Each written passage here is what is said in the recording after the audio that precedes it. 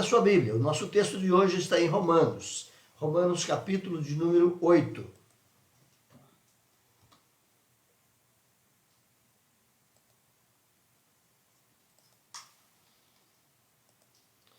Romanos, capítulo de número 8. Abra lá a sua Bíblia.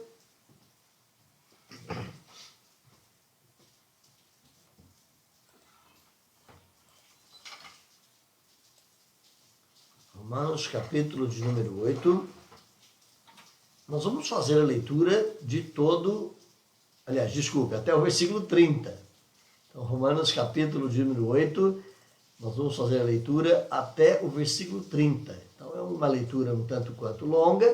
Eu peço que você permaneça firme, olhando a palavra, mantenha sua Bíblia aberta, caneta e papel na mão, anote, sublinhe, mostre aí aprendizado para você. Não basta apenas ouvir, é preciso que você participe, olhando os textos, conferindo, seja um bereano, um presbiteriano bereano, aquele que corre atrás e confere. É isso mesmo que a Bíblia disse? O pastor falou certo?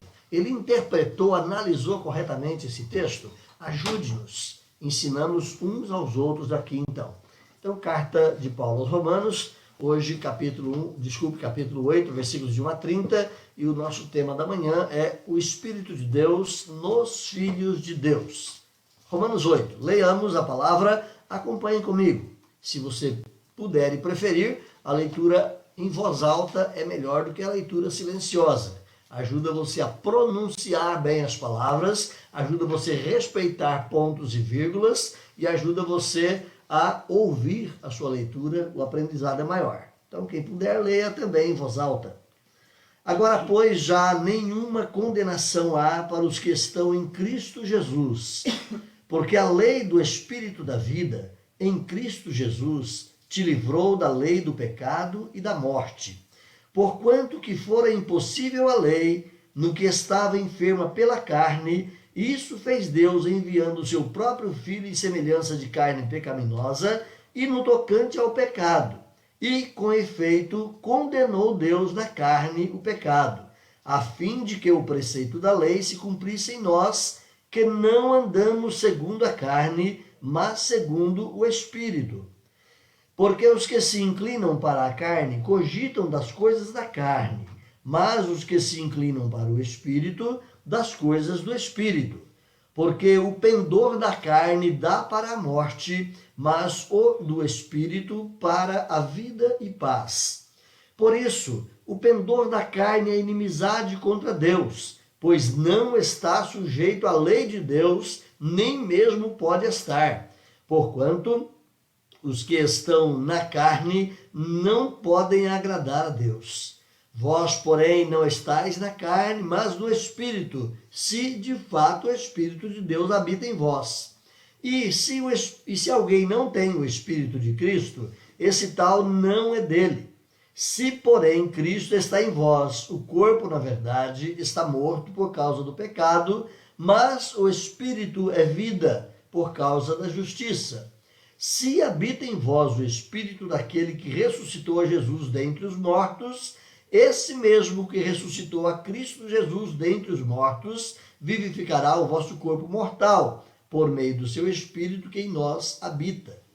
Assim, pois, irmãos, somos devedores, não à carne, como se constrangidos a viver segundo a carne. Porque se vivermos segundo a carne, caminhais para a morte, mas se pelo Espírito mortificardes os feitos do corpo, certamente vivereis. Pois todos os que são guiados pelo Espírito de Deus são filhos de Deus. Porque não recebestes o espírito de escravidão para viverdes outra vez atemorizados, mas recebestes o espírito de adoção, baseados no qual clamamos, Abba, Pai. O próprio Espírito testifica com o nosso espírito que somos filhos de Deus. Ora, se somos filhos, somos também herdeiros, herdeiros de Deus, co-herdeiros com Cristo, e se com ele sofrermos, também com ele seremos glorificados. Porque para mim tenho por certo que os sofrimentos do tempo presente não podem se comparar com a glória a ser revelada em nós. A ardente expectativa da criação aguarda a revelação dos filhos de Deus, pois a criação está sujeita à vaidade, não voluntariamente, mas por causa daquele que a sujeitou, na esperança de que a própria criação será redimida do cativeiro da corrupção para a liberdade da glória dos filhos de Deus. Porque sabemos que toda a criação, a um só tempo, geme e suporta angústias até agora, e não somente ela, mas também nós, que temos as primícias do Espírito, igualmente gememos em nosso íntimo, aguardando a adoção de filhos, a redenção do nosso corpo. Porque na esperança, se fomos salvos. Ora, a esperança que se vê não é esperança, pois o que alguém vê, como o espera? Mas se esperamos o que não vemos, com paciência o aguardamos. Também o Espírito semelhantemente nos assiste em nossa fraqueza, porque não sabemos orar como convém, mas o mesmo Espírito intercede por nós sobremaneira com gemidos inexprimíveis. E aquele que sonda os corações sabe qual é a mente do Espírito, porque segundo a vontade de Deus é ele quem intercede pelos santos. Sabemos que todas as coisas cooperam para o bem daqueles que amam a Deus, daqueles que são chamados segundo o seu propósito.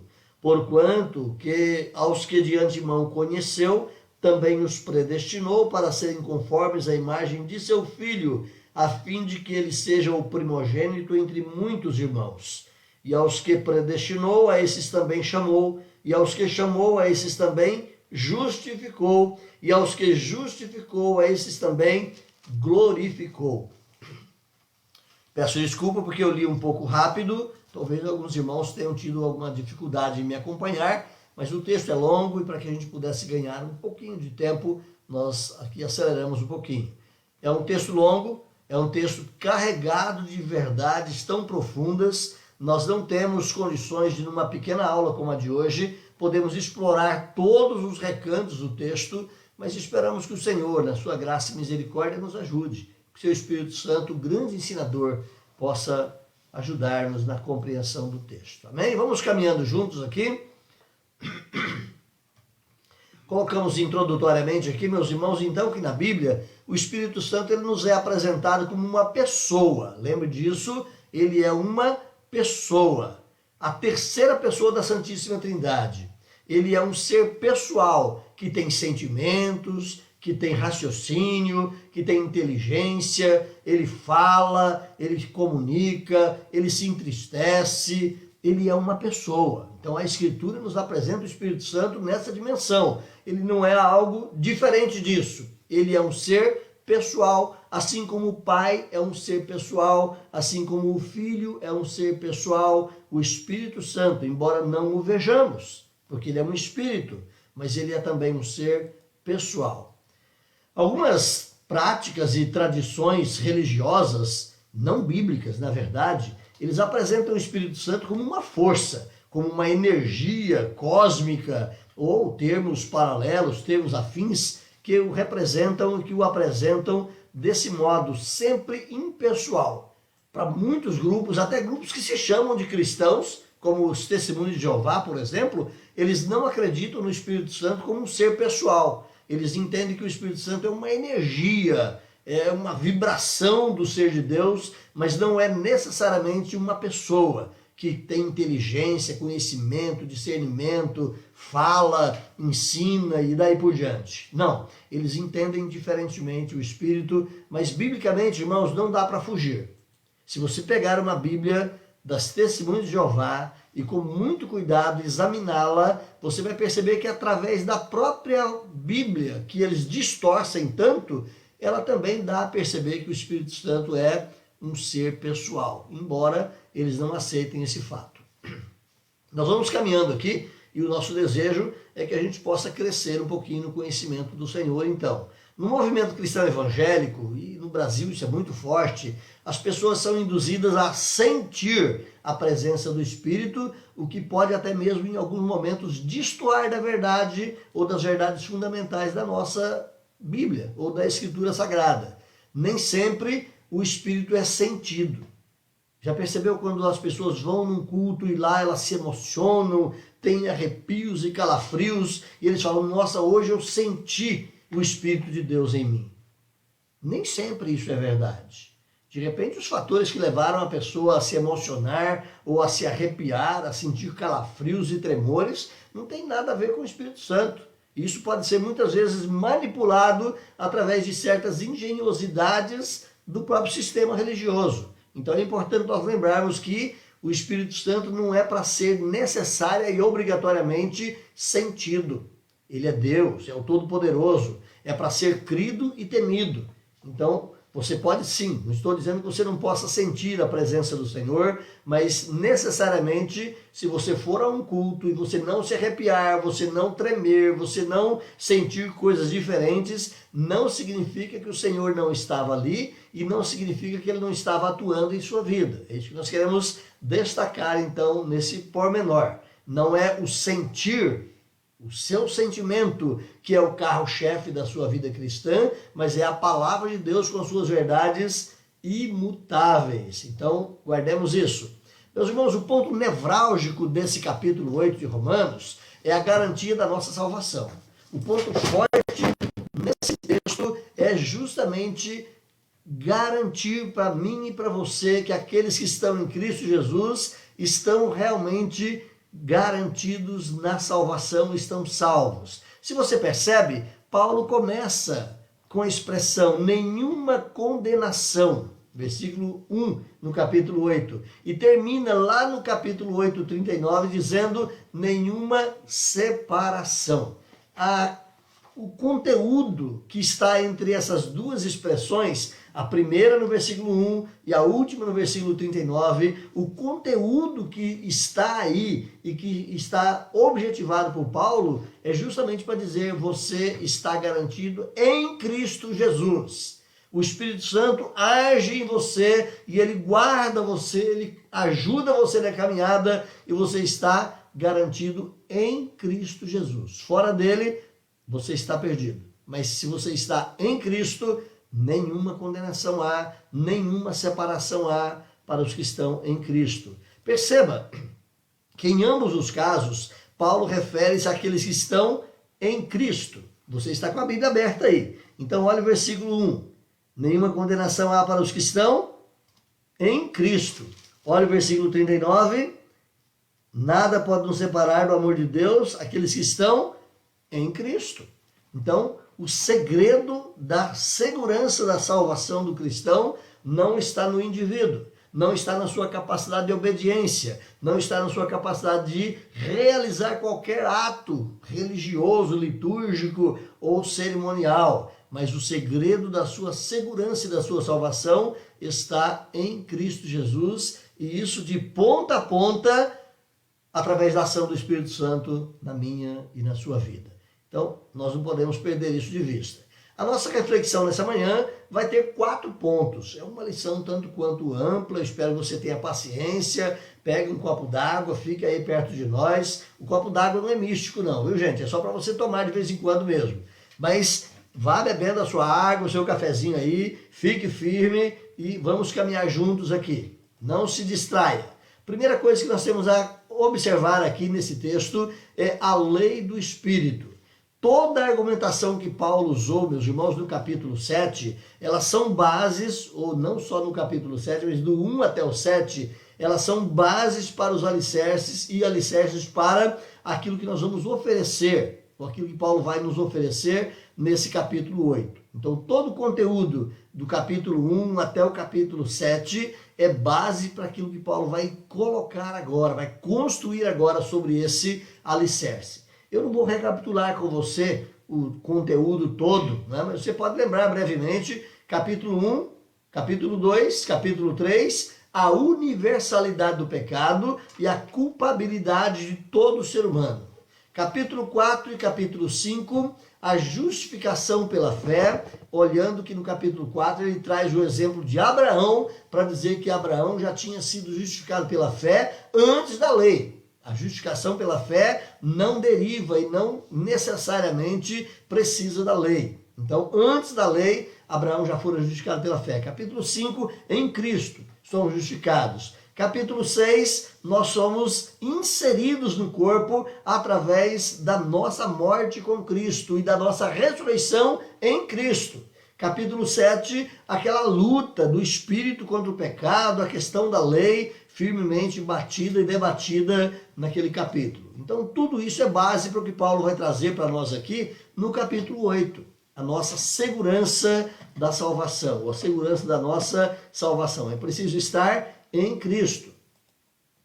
A expressão forte do capítulo 8 de Romanos, irmãos, é que a salvação que Cristo veio trazer a partir da sua morte e ressurreição já é do eleito. Ou seja, essa salvação é garantida, é doada, é propriedade agora do eleito, não porque ele tem algum merecimento, mas porque Deus o escolheu. E toda essa verdade está em oposição ao estar em Adão. Estar em Adão é estar no pecado. Estar em Adão é estar condenado. Mas estar em Cristo é estar liberto da condenação, é estar salvo, não pelos seus méritos de novo, mas pela obra redentora e maravilhosa do Senhor Jesus Cristo. Então, toda a obra do Espírito Santo na vida do crente, meus irmãos, e as bênçãos decorrentes dessa obra maravilhosa tem o seu fundamento na obra de Jesus. Então, a obra do Espírito, ela tem o seu fundamento na obra de Jesus. Ou seja, ela está calcada, ela é realizada porque Cristo realizou a sua. Se Cristo não tivesse completado a sua obra, não havia como o Espírito Santo fazer essa obra de regeneração, de adoção, de justificação, de santificação e depois lá na frente da nossa ressurreição, porque é Ele que vai nos ressuscitar. Já percebeu isso? É o Espírito Santo que vai ressuscitar os crentes também. Então, não haveria como. Era preciso que Cristo completasse a sua obra. Então, toda a obra do Espírito ela é calcada e decorrente da obra do Senhor Jesus. Não há mais condenação para aqueles cujo pecado foi pago em Cristo Jesus. Olha mais uma vez aí para o versículo 1. Esse versículo é magistral. É a porta de entrada para essas realidades tão tremendas que Paulo coloca para nós nesse capítulo. Estão em Cristo Jesus. Livres da lei exposta em Romanos 7, que aponta o pecador como culpado e condenado diante de Deus, surge então agora a lei libertadora do Espírito Santo. Olha o versículo 2, porque a lei do Espírito. Opa, agora tem uma nova lei. Havia a lei que apontava o nosso pecado, que nos fazia culpados, que nos fazia condenáveis, que demonstrava que nós não conseguimos obedecer à vontade de Deus. Agora tem uma nova lei, a lei do Espírito da vida. Vamos compartilhar então. Esperamos que Deus nos dê graça para compreender mais de perto essa realidade. Leia então o versículo 2 aí, leia em voz alta.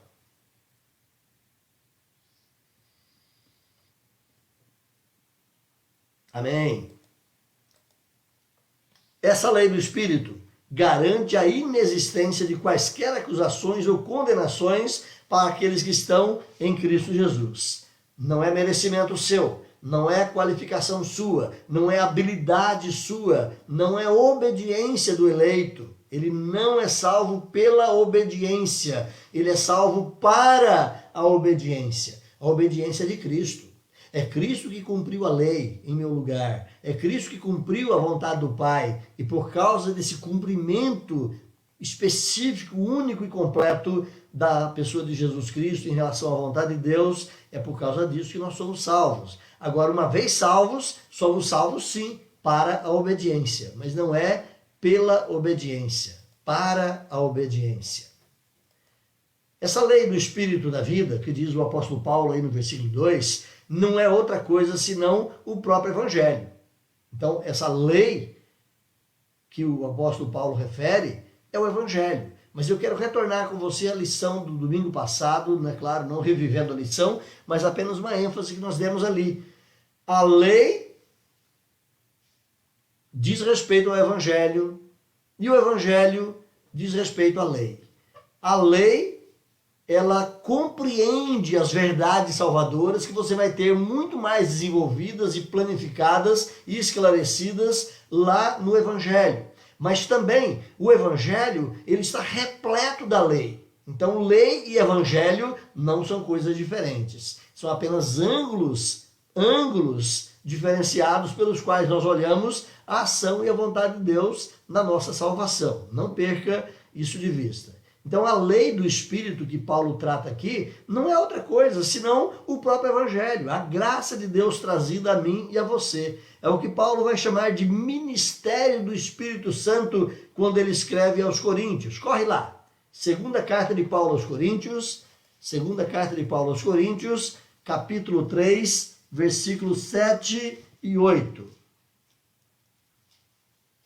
Capítulo 3 de Paulo aos Coríntios, na segunda carta, versículos 7 e 8, Paulo diz assim: E se o ministério da morte, gravado com letras em pedras, se revestiu de glória a ponto de os filhos de Israel não poderem fitar a face de Moisés por causa da glória do seu rosto, ainda que desvanecente, como não será de maior glória o ministério do Espírito? Ou seja, se na doação das leis lá com Moisés, e foi glorioso, e foi maravilhoso aquele período, quando Deus se manifestou de forma tão tremenda, a ponto de Moisés, que estava ali fitando a glória de Deus, sair de lá com o brilho de Deus impregnado no seu rosto, e de tal maneira Moisés brilhava no meio do povo, que o povo achou que ele era quase um Deus. Moisés teve que cobrir o seu rosto com um véu, para que eles não percebessem que aquela glória estava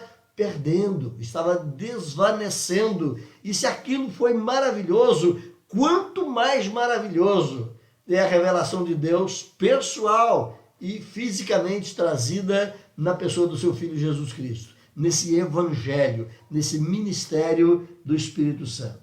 Se você percebe conosco, o Dr. John Stott, já falecido há alguns anos, o Dr. John Stott vai dizer assim, que foi certamente o Evangelho que nos libertou da lei, de sua maldição, e foi a mensagem da vida do Espírito que nos libertou da escravidão, do pecado e da morte. Então, é o Evangelho. O Evangelho não é outra coisa diferenciada do conteúdo da lei, porque a lei também fazia parte desse Evangelho. Ela apontava para o nosso pecado, apontava para a nossa incapacidade e nos levava a prostrar-nos diante do Todo-Poderoso e dizer: tem misericórdia de mim, que sou um pecador. Foi o Evangelho, então, que nos libertou da tirania, do medo e da condenação da lei. Paulo apresenta aqui em sua argumentação uma explicação da obra do Espírito Santo na salvação e na libertação do eleito. Aquele que foi escolhido, separado por Deus desde antes da fundação do mundo, ele é o eleito de Deus. E Paulo vai trazer para nós aqui exatamente essa explicação da obra do Espírito Santo na vida do eleito. Mais uma vez, olhando aí o versículo 1 de Romanos: agora, pois, já nenhuma condenação há para quem? Para os que estão em Cristo Jesus. É preciso estar em Cristo, é preciso nascer de novo. Se não nascer de novo do alto, da ação de Deus, não está em Cristo. E aquele que está em Cristo é nova criatura. Então, o apóstolo Paulo vai nos ajudar nisso. A palavra grega katakrima, palavrinha katakrima, a palavra condenação que você tem aqui nesse versículo 1, agora, pois, já nenhuma condenação. Essa palavrinha katakrima, na verdade, traduzida por condenação aqui na nossa versão portuguesa, ela não significa necessariamente a condenação em si, mas ela implica na punição que se segue à sentença. Porque você e eu fomos julgados por Deus. Você e eu fomos observados na qualidade de pecadores e nessa condição de pecadores fomos condenados. Então, no julgamento de Deus, e houve esse julgamento lá em Adão, nós estávamos todos condenados. Mas não tinha chegado ainda para mim e para você a punição efetiva. Então, não há mais punição efetiva por causa do seu pecado. Condenado você foi. E você foi achado culpado. Você foi achado digno de morte. Então, guarde bem isso. Essa palavrinha catacrima, embora traduzida aqui por condenação, a sua consequência maior, o seu significado maior para nós, talvez fosse a punição que segue a sentença, a punição que segue ao ato condenatório. Então não existe para você essa consequência. Você foi julgado, você foi condenado, mas a sentença foi cumprida por Cristo, em Cristo e por Cristo. Segue-se então, derivado disso, a justificação do eleito. E justamente esse fato é que te livra da punição, que te livra dessa condenação. Então, da efetiva condenação. Você é liberto dela, mas você foi julgado, você foi condenado e você foi absolvido porque Cristo Jesus pagou o seu preço. Então é aquilo que Paulo vai nos ensinar na sequência aí, nos versículos 3 e 4. Observe lá. Porquanto, é uma conjunção explicativa aqui que Paulo traz, né? Porquanto o que fora impossível à lei, no que estava enferma pela carne, isso fez Deus enviando o seu próprio Filho em semelhança de carne pecaminosa e no tocante ao pecado. E com efeito, condenou Deus na carne o pecado, a fim de que o preceito da lei se cumprisse em nós, que não andamos segundo a carne, mas segundo o Espírito. Então nós vamos observar um pouquinho mais de perto esse texto e Paulo vai nos capacitar então a compreender algumas realidades. Primeira, a lei não podia nos justificar. A lei não poderia justificar-nos e nem nos santificar. O que a lei poderia fazer comigo? Nós falamos semana passada sobre os objetivos da lei, né?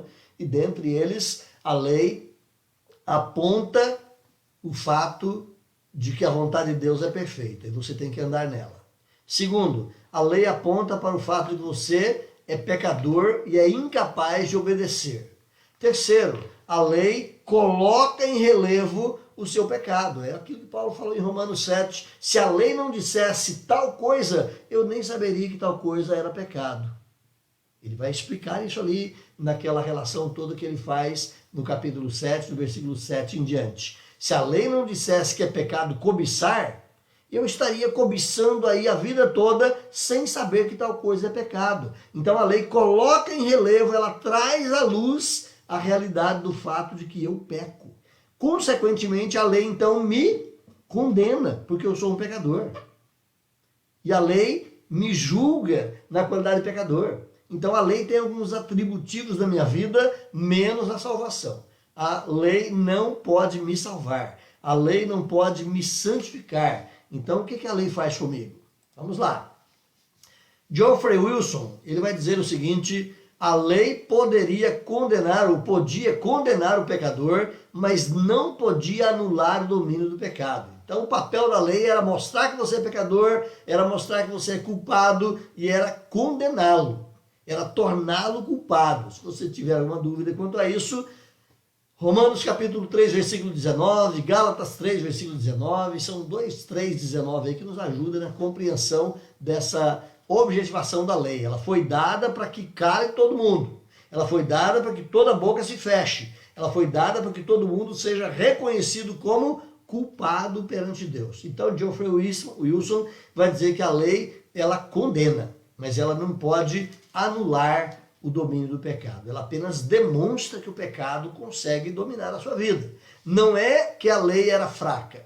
Pelo contrário, nós é que somos fracos. A lei é santa e boa, vai dizer o apóstolo Paulo em Romanos 7, mas nós é que somos fracos.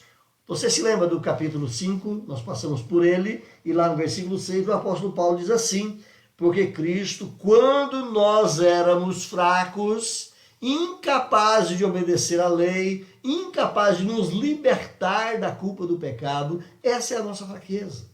Então a lei é forte, a lei é boa, a lei é santa, mas nós é que somos fracos. Citando novamente aí o Dr. John Stott, Ele vai dizer que a impotência da lei não é intrínseca, ou seja, não reside nela mesma a impotência, mas reside em nós, em nossa natureza caída. O problema não está na lei, o problema está no pecador, o problema está no indivíduo caído, que ele não consegue obedecer à lei de Deus. Então, diante da fraqueza da carne e da incapacidade humana em nos libertar do pecado e da morte, no cumprimento pleno das exigências da lei, o Deus triuno se envolveu plenamente para a nossa libertação. Ele nos vê ali emaranhados no pecado, envolvidos, enlaçados, enredados, é a palavra que Paulo vai usar. Ele nos vê totalmente complexados naquela dominância do pecado. Ele sabe que nós não conseguimos cumprir a lei no sentido de obedecê-lo plenamente, então o próprio Deus se envolve. Aí a gente tem que voltar à fita, lá na eternidade passada, capítulo 1 de Efésios, Paulo pinta com letras fenomenais ali, dizendo que lá na eternidade passada o Senhor se reuniu em conselho. E no conselho de Deus, nessa reunião da Trindade, ele resolveu salvar o pecador. E ele resolveu escolher um lote desses pecadores caídos para neles demonstrar a sua graça. E no outro lote que ele não resolveu salvar, vai ficar demonstrado neles a sua justiça. Essa é uma discussão que você vai ter depois, mais na frente, aqui em Romanos, capítulo 9 e 10. O 9 especialmente. Mas, voltando aqui, esse Deus triuno e misericordioso, vendo o homem caído na sua pecaminosidade, incapaz de se libertar mediante a revelação da sua vontade santa, Deus então se envolve. O Pai envia o seu próprio Filho como Redentor. Você pode pensar, mas isso é coisa fácil. É? Deus abriu mão da vida do seu próprio Filho. Deus permitiu que o seu Filho santo e eterno fosse lameado pelo nosso pecado, que ele sofresse não apenas a morte de cruz, porque como já explicitamos em outros momentos, a morte de cruz é apenas uma manifestação humana do que é o sofrimento no inferno, do que é o sofrimento da ira de Deus. É a pior qualidade de morte que alguém pode sofrer. A pessoa sofre dores lancinantes, agulhantes no seu ser o tempo todo, com câimbras, com dores terríveis, com esticamento, dilaceração de partes do seu corpo. Ela sofre terrivelmente durante horas e horas até a morte. Diz a tradição, a história, que uma pessoa forte e robusta poderia aguentar até, quem sabe, 40 horas pregado naquela cruz, em dores terríveis, em gritos de horror, até que a morte o dominasse. Aquilo ali é uma representação da ira de Deus. O inferno é aquele lugar onde o indivíduo vai estar sofrendo terrivelmente dores horríveis na mente, no corpo, na alma, no espírito. O indivíduo sofrendo terrivelmente a punição da ira de Deus. Então a morte de cruz era um retrato humanizado para que nós tivéssemos uma compreensão mais de perto do que foi a ira de Deus. Deus deu o seu Filho para sofrer a própria ira divina em nosso lugar. Não é coisa pequena.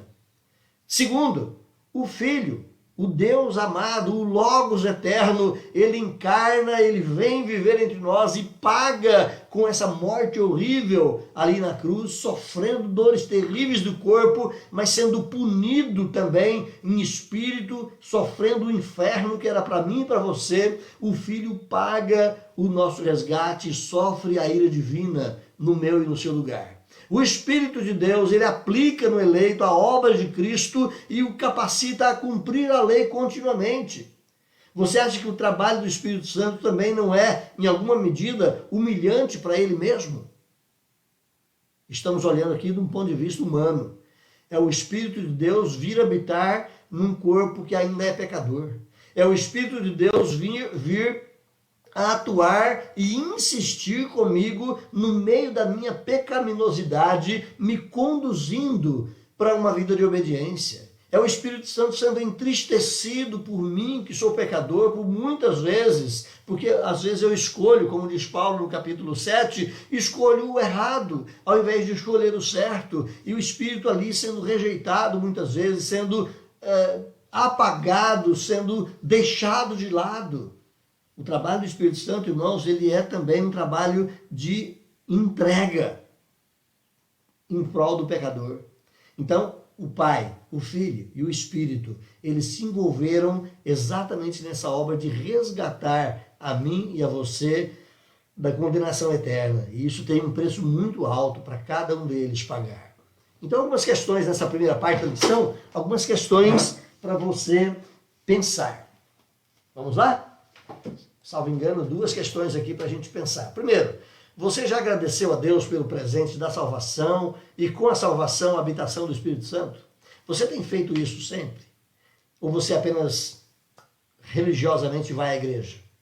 Você para se dobrar diante do Senhor, agradecendo a Deus: Senhor, obrigado porque o Espírito Santo habita em mim e apesar de mim, ele continua insistindo todo dia comigo para caminhar no teu caminho. Obrigado porque ele continua me movendo em direção à santificação, apesar de eu ser tão pecador. Você já agradeceu a Deus por isso? É um momento para que isso aconteça. Segunda reflexão rápida: você vive em comunhão diária com o Espírito Santo que o ajuda a vencer todas as lutas da carne? Perceba, você vive com o Espírito Santo para vencer as lutas da sua carne? Você conversa com ele? Ou você acha que ele é apenas uma energia também, impessoal, que você não se relaciona com ele? Infelizmente, para muitos de nós cristãos, o Espírito Santo acaba sendo isso. Nós nem sequer conversamos com ele. Não precisa falar, como certos hereges falam por aí: bom dia, Espírito Santo. Tá? Não precisa agir assim com ele. Mas converse com o Espírito. Agradeça ao Senhor, agradeça a Ele pela ação tão provedora e misericordiosa na sua vida, iluminadora e ensinadora todos os dias, para que você possa se conformar à vontade de Deus. Tenha comunhão com o Espírito. Vamos lá, a segunda parte da nossa reflexão de hoje. Nós queremos conversar com você então agora sobre a vitória do Espírito Santo sobre a carne. Respire fundo, beba um copo d'água e vamos lá.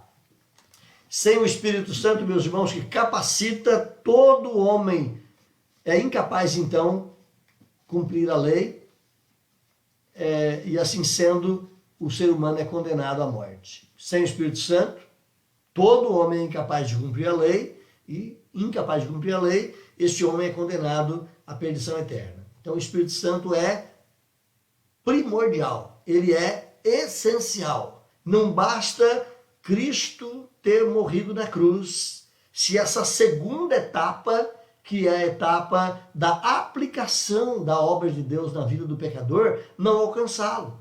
E é o Espírito Santo que faz isso. Então, se o Espírito Santo não fizer isso, a morte de Cristo não foi o bastante. Não que ela não seja, ela não foi o bastante na vida daquele indivíduo. Pense conosco, Deus escolheu um lote de pessoas que nós não podemos dar nome nem CPF de ninguém, não é? Mas Deus escolheu um grupo de pessoas lá na eternidade passada para receberem a sua graça. Nesses tais, o Espírito Santo vai trabalhar no coração, na mente, na vida. Nesses tais, o Espírito Santo vai aplicar toda a obra de Cristo para a salvação, mas nos outros não. Pergunta-se, qual é o efeito da morte de Cristo nos outros que não receberão a ação do Espírito Santo? Não é uma obra salvadora. Pelo contrário, naqueles outros, a morte de Cristo vai ser apenas um ponto a mais para condená-los à perdição eterna. Vamos lá? Caminhe conosco. Não havendo, então, a habilitação, a capacitação do Espírito Santo, não haverá obediência. Mas com o Espírito Santo, o eleito andará segundo o Espírito, guiado por ele, em dependência dele. Não é uma obediência perfeita, a nossa, porque mesmo sendo guiados pelo Espírito Santo, mesmo sendo conduzidos por ele, como dissemos, eu e você muitas vezes escolhemos o erro.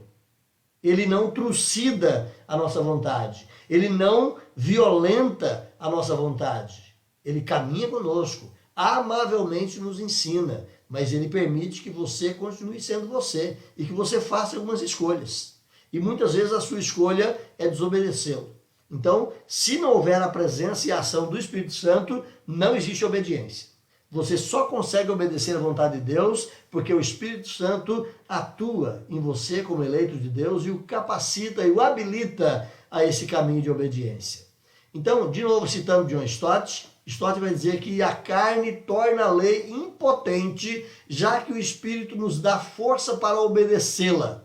Não se trata aqui de perfeccionismo, essa obediência, mas de dizer que a obediência é um ato, ou é um aspecto necessário e possível do discipulado cristão.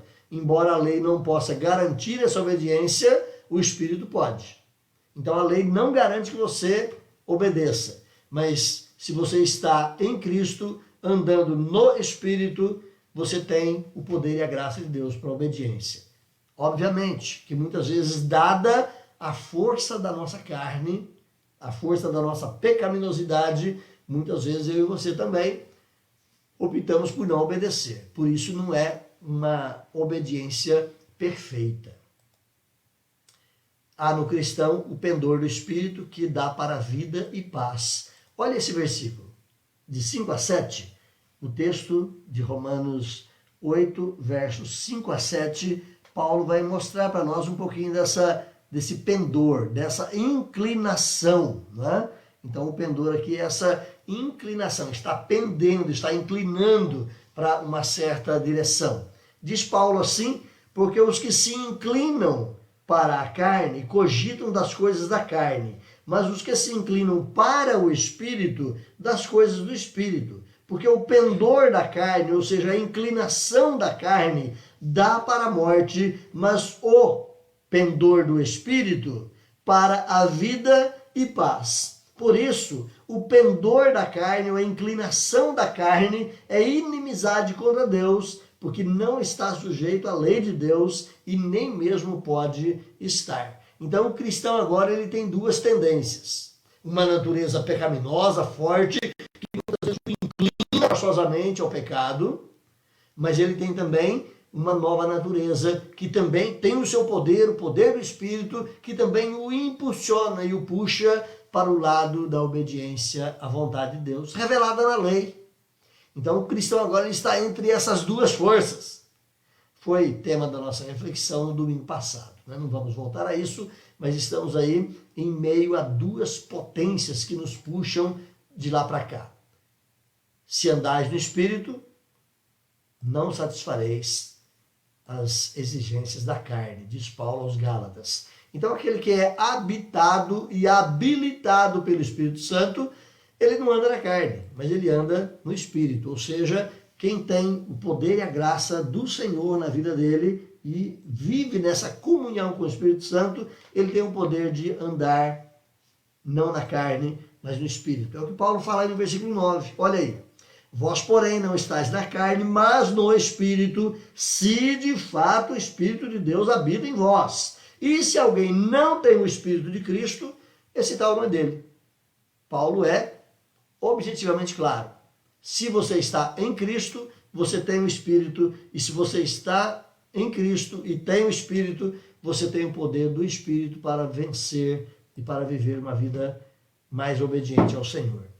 Todo salvo recebe o Espírito e deve caminhar então sob a direção e governo do Espírito Santo, vencendo os prazeres pecaminosos da carne. Mais uma vez, quando eu e você pecamos, não é que o Espírito Santo não tenha agido, é que eu e você muitas vezes preferimos dar atenção à nossa natureza caída carnal. Olha os versículos 10 a 11 aí, mais uma vez, Romanos capítulo 8, versículos 10 a 11, Paulo diz assim, se... Olha bem essa condicional. Se, porém, Cristo está em vós, o corpo, na verdade, está morto por causa do pecado, mas o Espírito é vida, por causa da justiça.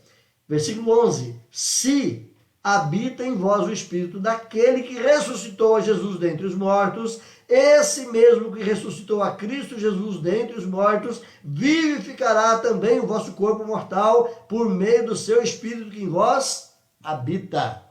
Então, se é uma condicional, mas é importante que a gente perceba uma realidade que está por trás das letras. A conjunção se, quando aparece aqui, ou que aparece aqui no início desses dois versículos, tanto 10 quanto 11, se, ela, no nosso português, objetivamente, na maioria dos casos, ela é uma conjunção subjuntiva, uma conjunção que expressa uma certa dúvida, não é? Se, mas aqui no caso, ela não expressa dúvida, mas ela expressa uma consequência. Isso a gente pode falar com base lá no texto original, o texto grego, porque no grego é a partícula ean.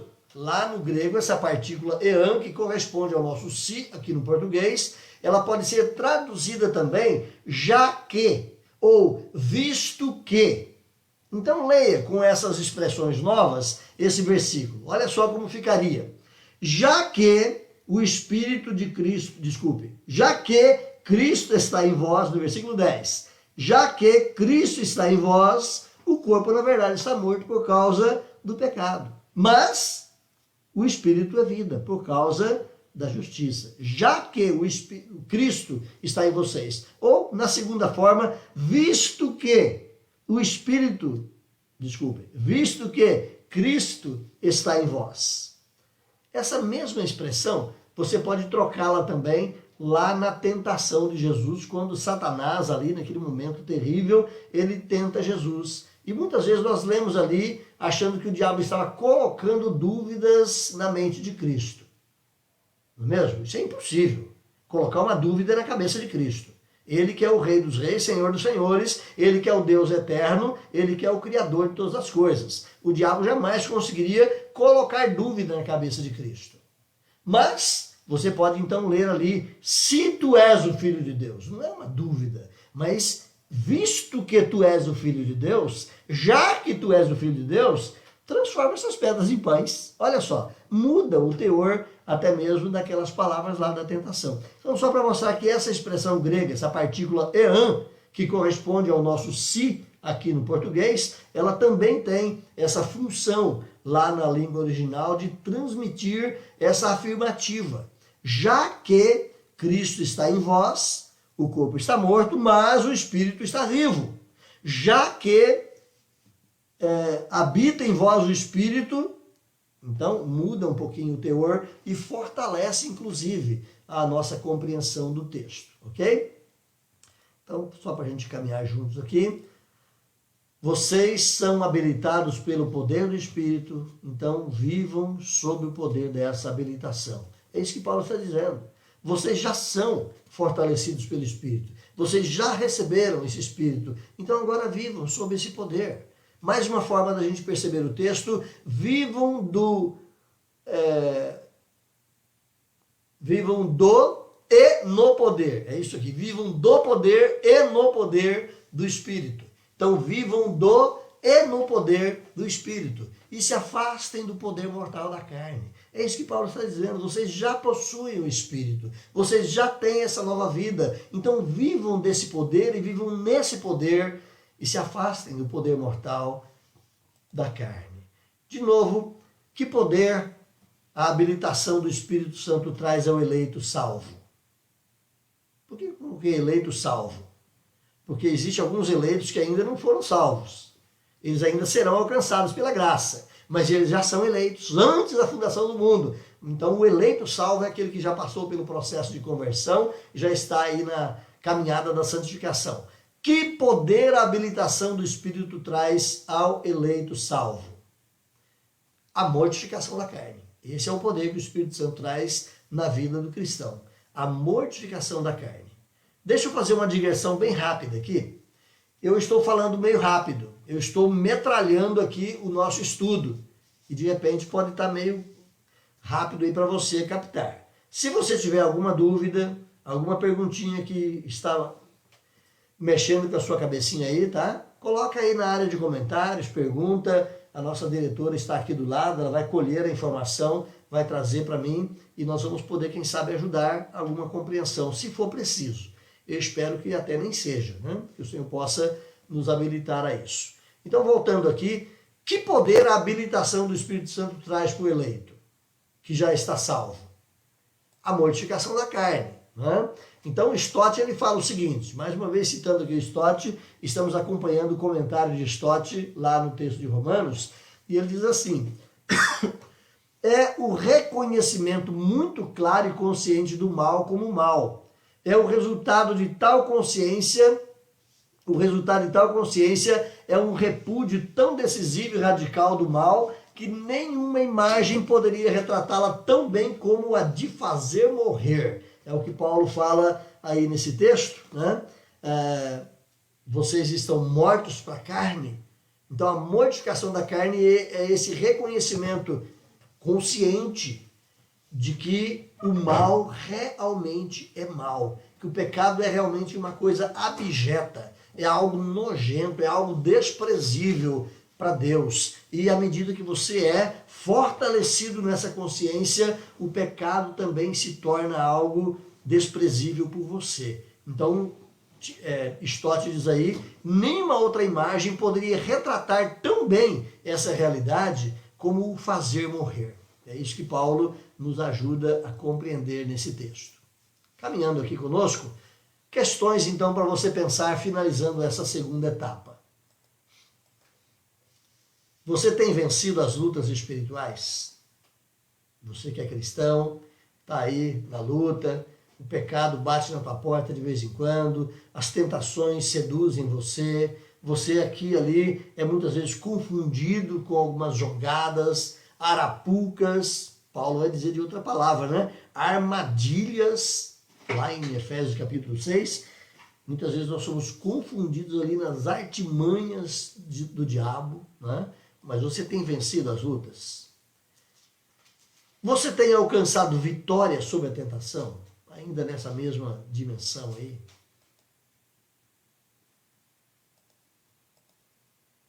Somente o Espírito Santo pode fazer você um vitorioso. Então não é a sua força, não é a sua capacidade, não é porque você é melhor crente que os outros, não. É porque o Espírito Santo age em você e se você está vivendo no Espírito, você pode ter uma vida mais vitoriosa sobre o pecado. Terceira reflexão do nosso estudo nessa manhã, bênçãos do Espírito Santo na vida do povo de Deus. Então é o Espírito de Deus nos filhos de Deus, bênçãos do Espírito. Primeira delas, são 4. Primeira delas, a direção do Espírito. Essa é uma bênção fantástica que nós recebemos do Senhor. Está aí para você observar, como ponto de partida, o versículo de número 14. Olha aí o versículo 14. Pois todos os que são guiados pelo Espírito são filhos de Deus. Então, aqueles que recebem o Espírito Santo, eles passam a ser guiados pelo Espírito. Então, a direção do Espírito de Deus na vida é uma bênção fantástica que o cristão recebe. Viver no Espírito tem a ver com santificação? Aval.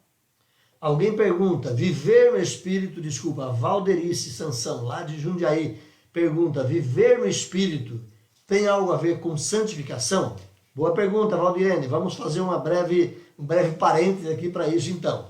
Certamente que sim, né? Porque é justamente vivendo no Espírito e sensível à ação do Espírito é que você pode, com certeza, ter essa capacitação do Espírito para a obediência. E o processo de obediência é o que pode fazer que você seja transformado, que você seja moldado. Lembra de Jesus falando lá na oração sacerdotal? Santifica-os na verdade. Completa para mim. Caiu a minha Bíblia e eu vou pegá-la. Ok, desculpa aqui. Mas o que é que Jesus fala lá? Santifica-os na verdade.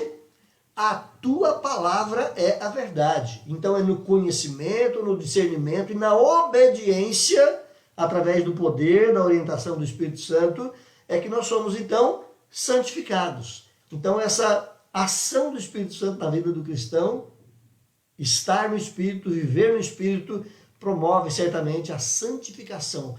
Quanto mais o cristão conseguir viver nessa relação com o Espírito Santo, mais santo ele vai ser. Você pode dizer, pastor, mas quem consegue? Eu quero trazer aqui brevemente, não lembrando muita coisa, mas quando o Dr. Russell Shedd faleceu, questão de uns 2 anos atrás, salvo engano, nós tivemos o depoimento da sua filha dizendo o seguinte, que eu só sabia que meu pai era pecador Porque a Bíblia fala. Já pensou, gente? Que testemunho tremendo. Alguém viver, não é alguém que soube do fulano lá longe, não. É alguém que viveu a vida junto com esse homem, a filha dele. Não perceber a ação tão poderosa do pecado na vida desse homem. Quem conheceu o Russell Shedd, sem glorificá-lo, porque a glória é do Senhor, mas quem conheceu o Dr. Russell Shedd de perto, eu tive a oportunidade de conhecê-lo algumas vezes no seminário, e quem conheceu o Shedd de perto é aquela pessoa que a presença dele inspirava. Parecia que havia algo diferente naquele homem. Sem glorificar o homem, mas é a ação do Espírito Santo. Então, quanto mais eu e você conseguimos também nos envolver, nos relacionar com o Espírito Santo, certamente a minha e a sua vida será mais santa. Ok, por enquanto, Val, vamos conversando mais aí. Os filhos de Deus são orientados pelo Espírito. Então, aqueles que são do Senhor recebem a orientação do Espírito e é justamente nessa orientação do Espírito Santo que nós podemos ser transformados dia após dia. Vivemos de maneira correta diante de Deus. Lembra que Jesus falou quando estava para nos doar o Espírito Santo? Quando ele vier, lembra disso? Ele vos ensinará, ele vos guiará a toda a verdade. Então o Espírito Santo ele tem essa função e essa bênção maravilhosa na vida do cristão de dirigir, de conduzir, de guiar, de orientar o povo de Deus na vivência da vontade de Deus. Desobedecer ao Espírito Santo é o mesmo que desobedecer ao Pai. É o mesmo que desobedecer ao Filho. Ok? Então eu e você muitas vezes desobedecemos o Espírito. Desobedecer ao Espírito Santo não é o mesmo que alguns falam de blasfemar contra o Espírito. Não faz parte da nossa reflexão agora, mas só para dizer para você que quando você desobedece ao Espírito, você não está necessariamente blasfemando contra ele, que seria um pecado imperdoável. Mas quando você desobedece ao Espírito, você está, no dizer de Paulo, entristecendo o Espírito. No outro dizer de Paulo, você está apagando o Espírito, extinguindo não a pessoa, mas a ação do Espírito na sua vida. Então, você pode desobedecer ao Espírito, não que seja permitido, mas que seja possível. Então, esse pode aí é no fato de ser possível. Você pode desobedecer o Espírito Santo, mas quando você assim o faz, você também está desobedecendo o Deus triuno, desobedecendo o Pai, desobedecendo o Filho. A constante presença orientadora do Espírito Santo, meus irmãos, ela é notória em todos os momentos da caminhada cristã. Ou seja, quando você está em Cristo, você é habitado pelo Espírito, você é orientado pelo Espírito e você que é nascido de novo percebe isso. Nem sempre, quem sabe, muitas outras pessoas vão perceber, mas você que é nascido de novo vai perceber essa ação do Espírito Santo aí no seu coração, na sua mente, na sua consciência, abrindo seus olhos, mostrando verdades. O texto lá de Deuteronômio, capítulo 8, apenas como um espelho dessa presença de Deus orientando o seu povo desde o passado, vai dizer assim: recordar-te-ás de todo o caminho pelo qual o Senhor teu Deus te guiou no deserto esses 40 anos, para te humilhar, para te provar, para saber o que estava no teu coração, se guardarias ou não os seus mandamentos. Assim como lá no passado o Senhor guiou, o Senhor provou. E lembra, não é uma forma apenas coletiva e abstrata a nação de Israel, mas é o indivíduo, olha aqui, no teu coração, para provar você, o indivíduo que faz parte do povo de Deus. Não é? Quem que fazia isso lá? O Espírito Santo. Um pouquinho diferente o ministério do Espírito Santo lá no Velho Testamento e com o que se manifesta no Novo Testamento. Ele não habitava no crente naquela época, mas ele estava sobre a presença do Espírito sobre o povo de Deus e agindo ali nos corações e nas mentes. Hoje você tem o privilégio de ele habitar na sua vida. É um pouquinho diferente a maneira de agir, mas a ação é a mesma.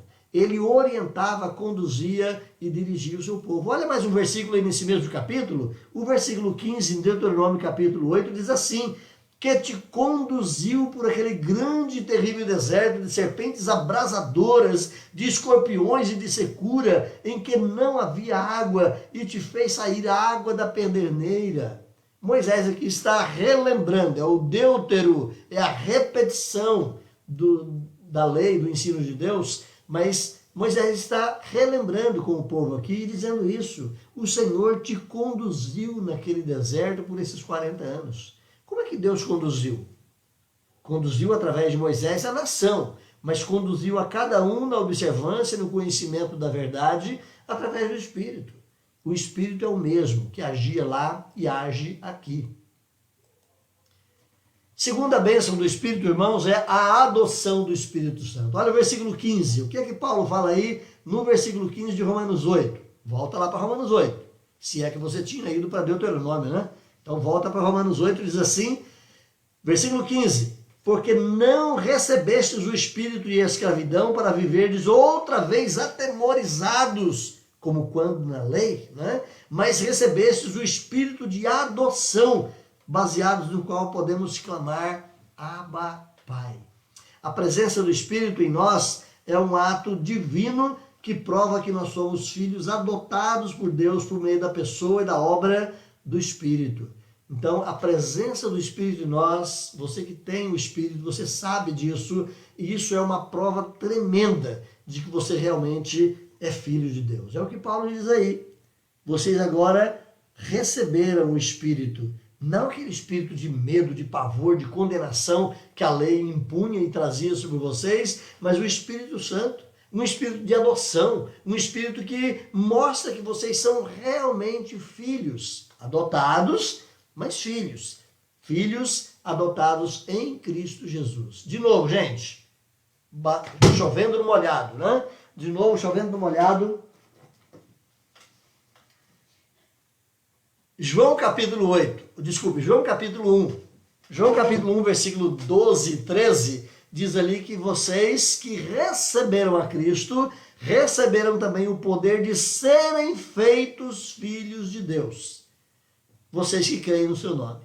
Então vocês foram feitos filhos. Só para quebrar aquela velha tradição pagã que existe no meio do povo aí, que todos são filhos de Deus. Mentira. Todos não. Aqueles que receberam a Cristo Jesus. Terceira bênção do Espírito é o testemunho do Espírito Santo na vida do crente.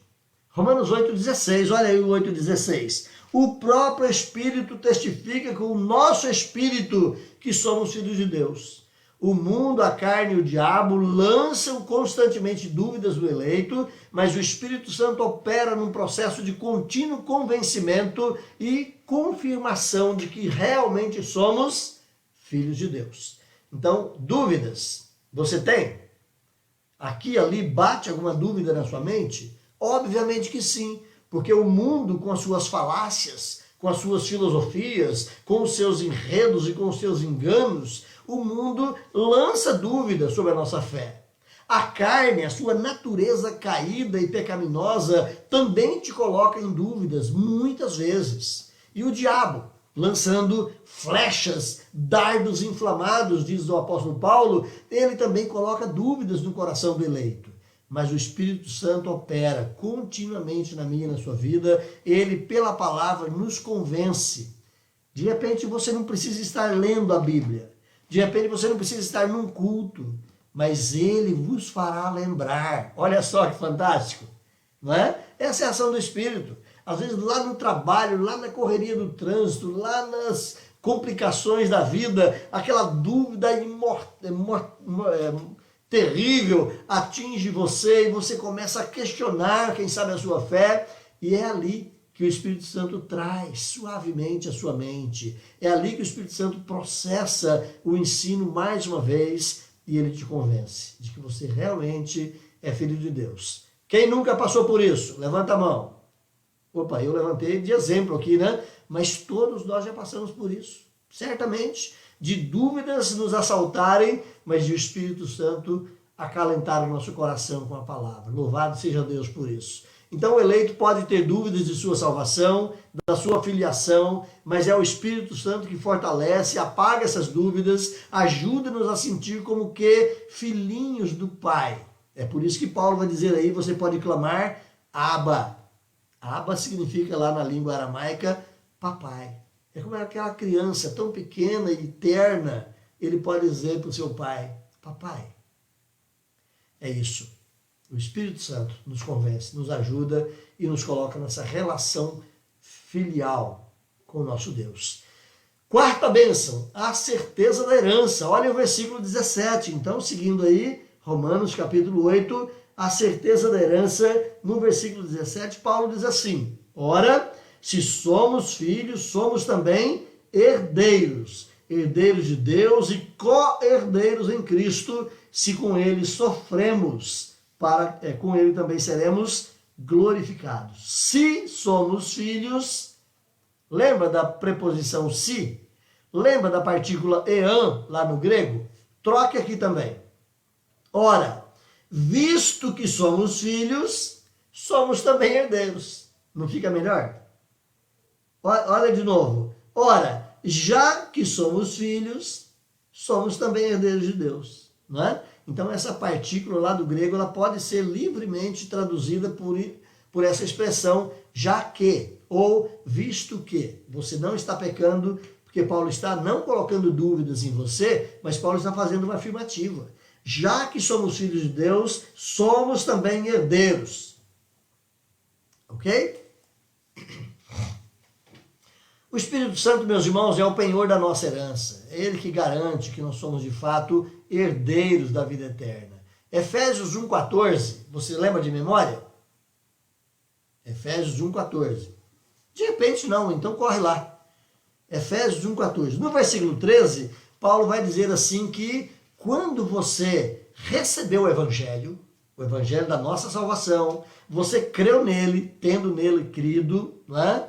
Então você recebeu o evangelho, você creu nele, você foi, no dizer de Paulo ali no versículo 13 ainda, selado com o Espírito da promessa. Olha só, você recebeu o Espírito Santo, você foi selado com o Espírito Santo. E agora no versículo 14 ele vai dizer o quê? O qual é o Espírito Santo, né? O qual é o penhor da nossa herança até o resgate da sua propriedade em louvor da sua glória. O Espírito Santo é o penhor da herança. O que é um penhor de herança? É a primeira parte da herança para você falar, não, realmente eu tenho, né? Eu vou receber o resto, mas eu já recebia o sinal, eu já recebi a primeira parte. De repente você tem a herança, você não recebeu ainda, você já tem um documento, uma garantia que prova que a herança é sua. Né? Mesmo que você não tenha recebido em espécie, em dinheiro, em propriedade, né? Mas você já tem a garantia, o documento que te prova que você é o herdeiro. E com o Espírito Santo, ele é esse penhor, ele é essa garantia, ele é essa primeira parte. E só essa primeira parte na nossa vida que já é tão maravilhosa, imagine o que vem depois. Nem olhos viram, nem ouvidos ouviram, diz Paulo, aquilo que Deus tem para te dar como herança, não é mesmo? Então, são bênçãos do Espírito. Vamos encerrar aqui essa parte. Algumas questões, então, para você pensar nessa terceira parte da nossa reflexão dessa manhã. Primeira questão, brevemente, você tem desfrutado dessas 4 bênçãos?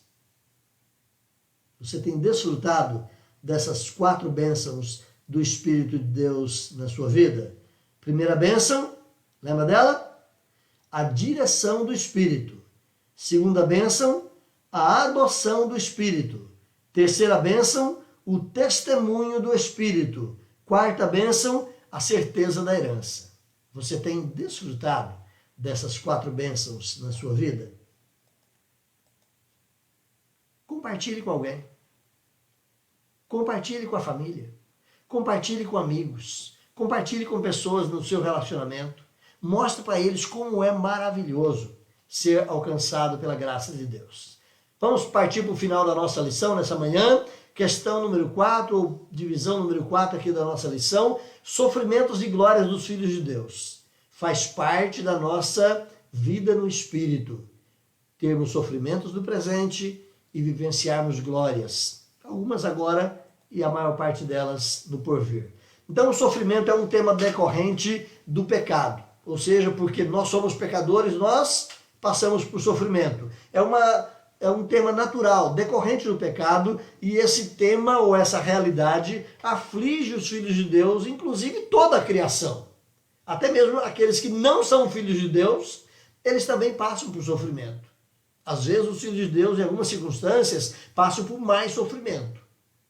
Certo? É aquilo que o autor do Salmo 73 vai dizer, que o ímpio nem sofre.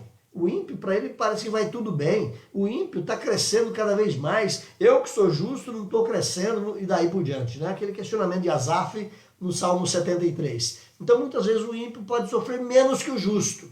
Mas, como termina a história que conta, naquele Salmo de Asaf, ele vai mostrar isso, né, que eu tenho a glória eterna, eu tenho a vida eterna, eu tenho Deus comigo, e lá na frente eu vou receber toda a recompensa, enquanto o ímpio vai receber o castigo eterno. E a realidade do Evangelho, ela está espelhada ali também naquele salmo. Né? Então, os filhos de Deus, eles são exortados a guardar com grande expectativa o dia da redenção. Nós vamos olhar então alguns textos que nos fortalecem nisso. Olha, continuando aí o capítulo 8, Paulo vai dizer no versículo 18: eu tenho para mim como certeza que os sofrimentos do tempo presente não podem se comparar com a glória por vir, a ser revelada em nós. E agora no versículo 23 a 24, Paulo vai dizer assim, que não somente ela, quem que é ela?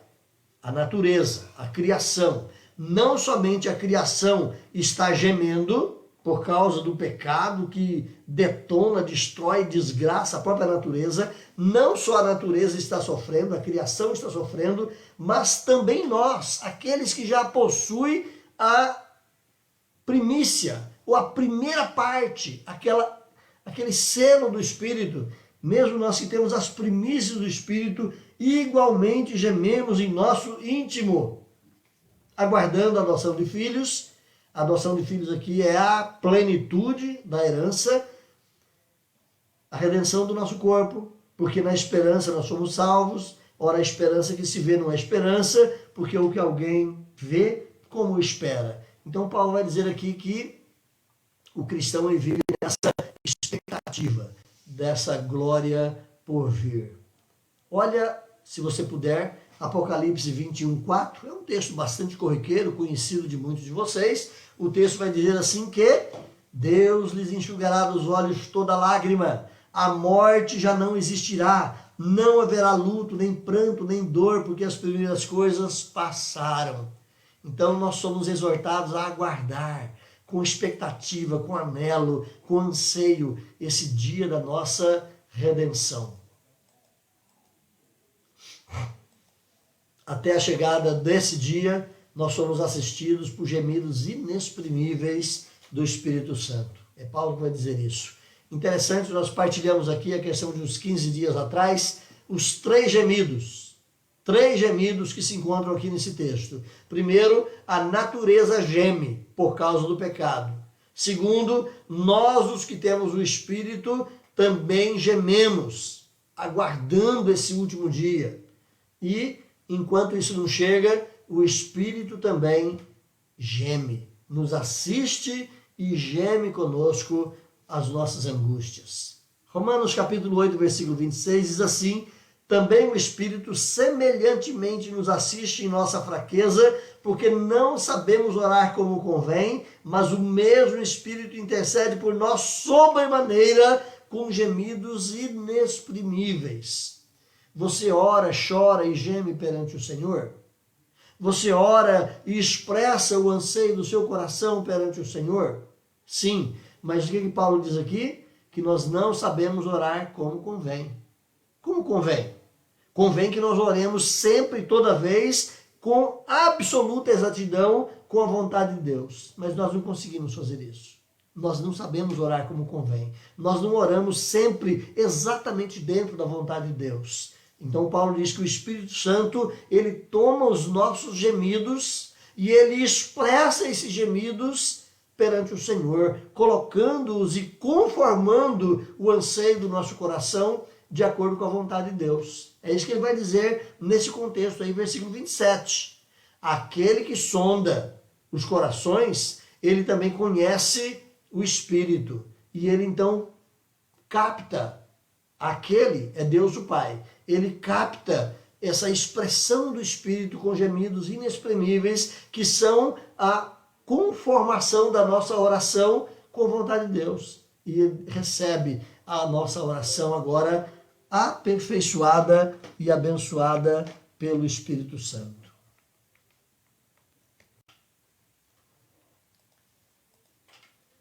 Então, ele conduz a convicção de que a vontade de Deus visa sempre o bem a cada um dos seus filhos. Olha o versículo 28, é um versículo tradicionalmente conhecido. Todas as coisas cooperam para o bem daqueles que amam a Deus. Então é o Espírito Santo que faz a gente compreender isso. É o Espírito Santo que nos conforma a essa realidade, que a vontade de Deus, ela sempre vai trazer o bem para a nossa vida, mesmo que na permissividade dessa vontade, coisas ruins aconteçam. Mas como diz a versão NVI, Deus opera com todas as coisas para o bem. Não são as coisas que cooperam por si mesmas, mas Deus opera com todas as coisas para o bem daqueles que são seus filhos. Então os eleitos estão dentro do plano de salvação de Deus por obra do Espírito Santo. É isso que Paulo vai dizer aí no versículo 29 e 30, já encerrando o nosso texto. O que ele diz aí no versículo 29 e 30? Abra sua Bíblia, mantenha aberta. Olha aí, versículo 29 e 30 de Romanos 8. Paulo diz assim: porquanto aos que de antemão conheceu, também os predestinou para quê? Para serem conformes à imagem de seu Filho, a fim de que ele, o Filho, seja o primogênito entre muitos irmãos. E aos que ele predestinou, a esses também chamou. E aos que ele chamou, ele também justificou. E aos que justificou, ele também glorificou. Paulo sintetiza aqui todo o projeto de salvação, começando lá na eternidade passada até o último dia da grande glorificação do povo de Deus. Paulo condensa tudo isso nessas palavras.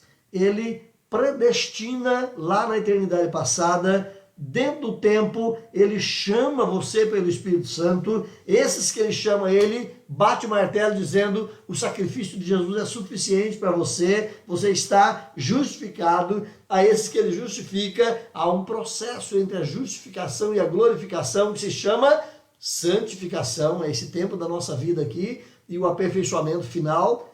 Então ele vai nos glorificar. Paulo condensa todo o pacote nessas poucas palavras, mas é profundo isso, é fantástico.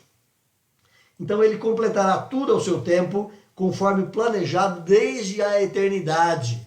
É o Espírito Santo de Deus que está agindo na minha e na sua vida o tempo todo, para que esse pacote da salvação se torne realidade. Última, plena, completa, lá naquele último dia. Terminamos aqui. Algumas questões para você pensar então nessa parte final. Você tem enfrentado sofrimentos com os olhos do Espírito? Você tem visto o seu sofrer, mas observando a ação de Deus na sua vida? Percebendo que a aflição, o sofrimento na vida do cristão tem um valor diferente? Olha só. Você reconhece que o sofrimento, seja comum a todos, para os filhos de Deus ele tem uma finalidade abençoadora, uma finalidade diferente. O sofrimento na vida do ímpio, às vezes, faz o ímpio blasfemar. O sofrimento na vida do ímpio faz o ímpio desprezar ainda mais a Deus. Mas o sofrimento na vida daquele que tem o Espírito, ele faz esse tal se curvar diante do Senhor e dizer como Calvino: Senhor, a tua mão me esmaga, mas eu louvo, porque é a tua mão. Deus possa abençoar a sua vida, Deus possa nos ajudar nessa caminhada de conhecer mais e mais a graça e a palavra de Deus. Concluindo aqui, meus irmãos, sem a presença do Espírito Santo, nós somos incapazes de obedecer à vontade de Deus. Então é porque o Espírito habita em você que você pode obedecer à vontade do Pai. O Espírito Santo nos habilita também, nos capacita a obediência. Então, de novo, é só porque o Espírito Santo habita em mim e em você que nós somos habilitados e capacitados no caminho da obediência. E finalizando, uma última expectativa, o Espírito Santo derrama bênçãos que nos conduzem à certeza de que somos filhos, ele nos dá direção, ele nos adota, ele nos acolhe, ele testemunha em nosso espírito e ele nos dá a certeza da herança.